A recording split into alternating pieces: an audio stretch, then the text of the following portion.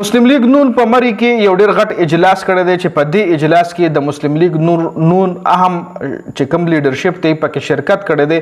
په دې اجلاس کې نواز شریف څخه خبرې کړې دي. یقینا چې تاسو اورئ خندا بدل در چې دی په کوم سترګو باندې دا خبرې کوي، دی په کوم خوله باندې دا خبرې کوي چې عوام دی نه شدید ناراض، عوام دی نه خپه، د دی حکومت فارم 47 حکومت او دی بیا هم داسې خبرې کوي نو غصه بدل در شي. نواز شریف څخه خبرې کړې دي په دې ویډیو کې په ډیټیل سره خبرې کوي.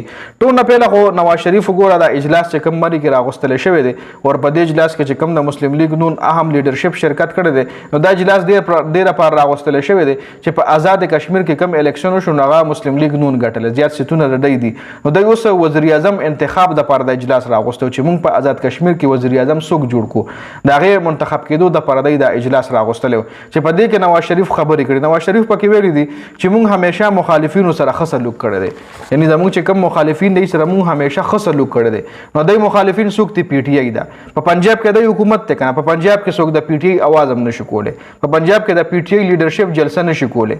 او مدای په حکومت کې ملاقاتونه بند دي عمران خان سره. په پنجاب کې د حکومت اړیا لاجل چرته د پنجاب په حدودو کې دي هم په پنجاب کې د عمران خان ملاقاتونه بند کړي. دوی وایي چې موږ مخالفینو سره همیشه ښه سلوک کړی دی.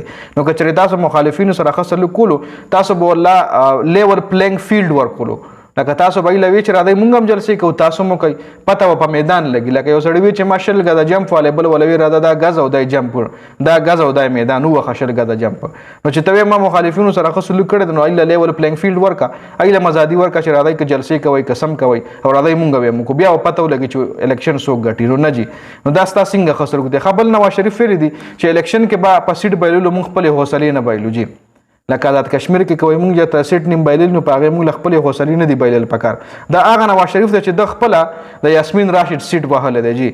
د یاسمین راشد په سیټ باندې دی د له عہده ملو شوی دا چونکه فارم 45 باندې یاسمین راشد د الیکشن ګټلو د یاسمین راشد شکست ورکړی د پی ټی آی او د هغه سټ ایشتل دی. نو څنګه ته بیا وی چې په سیټ بایلل مونږ له حوصله نه دی بایلل پکار ته خپل په فارم 47 باندې په دې سیټ باندې ناشته.